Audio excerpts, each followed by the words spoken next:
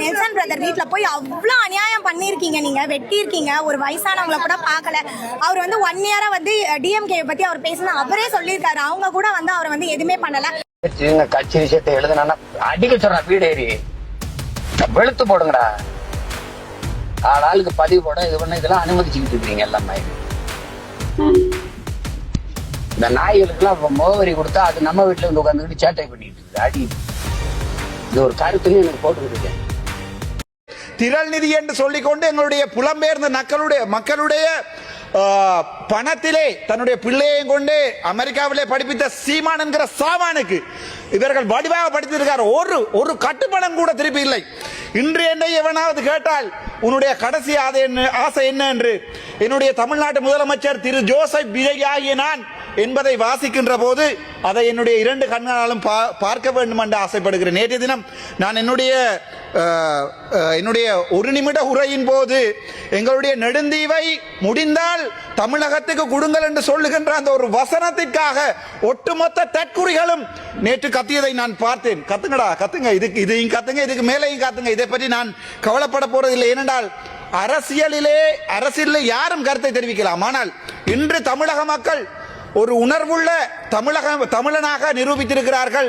காலங்காலமாக ஊழல் செய்தவர்களை வீட்டை அனுப்ப வேண்டும் என்கிற ஒரே ஒரு நோக்கத்துக்காக, அது அதிமுக இருக்கலாம், திமுக இருக்கலாம், அல்லது திரள் நிதி என்று சொல்லிக்கொண்டு எங்களுடைய புலம்பெயர்ந்த மக்களுடைய பணத்திலே தன்னுடைய பிள்ளையையும் கொண்டு அமெரிக்காவிலே படிப்பித்த சீமான் என்கிற சாமானுக்கு இவர்கள் வடிவாக படித்திருக்கார். ஒரு கட்டுப்பணம் கூட திருப்பி இல்லை. இதுல இருந்து இந்த போலி தமிழ் தேசியம் கதைக்கின்ற ஸ்ரீதரனாக இருக்கட்டும், இதுல பக்கத்தில் இருக்கிற போலி தமிழ் தேசியம் கதைக்கின்ற கஜேந்திரகுமாரா இருக்கட்டும், அங்கால இருக்கிற செல்வம் மடக்கநாதனா இருக்கட்டும், பின்னால் ஒருத்தருமே இல்ல, இவங்கள போயிட்டாங்க. இந்த தமிழரசு கட்சிக்காரரா இருக்கட்டும், இவங்களுக்கு மிக தெளிவாக இந்த தமிழக தேர்தல் ஒரு பாடம் ஒன்றை சொல்லி சென்றிருக்கிறது. தேசிய தலைவருடைய போராட்டத்தையும் தேசிய தலைவருடைய அர்ப்பணிப்புகளையும் மாவீரர்களுடைய அர்ப்பணிப்புகளையும் எவனொருவன் தன்னுடைய அரசியலுக்காக பாவிக்கிறானோ அவன் மக்களாலே தூக்கி எறிக்கப்படுவான். எவனொருவன் அந்த போலி தேசியம், அதில் ஒருத்தர் இருக்கிறார் மணிவண்ணன் என்று, டாக்டர்ஸ் கால நக்கின மணிவண்ணன் அன்றைக்கு வந்து என்னுடைய நீதிமன்றத்திலே போராடுகிறார். ராமநாதன் அர்ச்சுனாவினுடைய துப்பாக்கியை பறிக்க சொல்லி நான் இன்றைக்கு சொல்லுகிறேன், என்னுடைய இனம் துப்பாக்கியால் தன்னை பாதுகாத்துக் கொண்ட இனம். நாம் தமிழர் கட்சியை, சீமானை பொறுத்த வரைக்கும் நாம் தமிழர் கட்சியை வாக்குகளை பிரிக்க பயன்படுத்தும் ஒரு கருவியாக வச்சுக்கிட்டு அவர் வந்து ஒரு வியாபாரம் பண்ணிக்கிட்டு இருக்கிறார். இதுதான் உண்மை. இவருடைய நோக்கம் புரியாமல் பல தம்பிகள் வந்து சீமானை வந்து ஏதோ ஒரு பெரிய போராளியாக நினைச்சு மூளை செலவை செய்யப்பட்ட நிலையில் வந்து அவரை பின்தொடர்ந்துட்டு இருக்காங்க. இனியும் சீமானுடைய வியாபாரம் தமிழ்நாட்டு அரசியலில் எடுபடாது. என்ன கேட்டால் இதுக்கப்புறம் சீமானுக்கு பார்த்தீங்கன்னா தமிழ்நாட்டு அரசியலில் இடமே கிடையாது.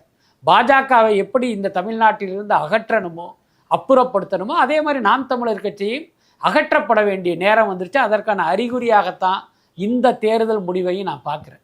அதுக்கடுத்து நீங்கள் என்னதான் கொள்கை பேசினாலும் உங்களுடைய பேச்சில், உங்கள் உடல் மொழியில் ஒரு அருவருப்பான துணி தென்படுது. அதை வந்து சீமான் புரிஞ்சுக்கணும். நம்ம பேசுகிறத எல்லாரும் ரசிப்பதாக அவர் நினச்சிக்கிட்டு இருக்காரு. ஆனால் உங்களுடைய பேச்சும் செயலும் பல பேரை பார்த்திங்கன்னா எரிச்சல் அடைய செய்யுது. அதனுடைய வெளிப்பாடு தான் இன்றைக்கு 234 தொகுதிகளையும் டெபாசிட் போயிருக்கு. எல்லாத்துக்கும் மேலே ஒரு கட்சி தலைவரான சீமான் அவருடைய சொந்த தொகுதியில் நின்று டெபாசிட் இழக்கிறார். இதை விட ஒரு தேசிய அவமானம் எந்த கட்சிக்குமே கிடையாது. சீமானை பொறுத்த வரைக்கும் நாம் தமிழர் கட்சியை வாக்குகளை பிரிக்க பயன்படுத்தும் ஒரு கருவியாக வச்சுக்கிட்டு அவர்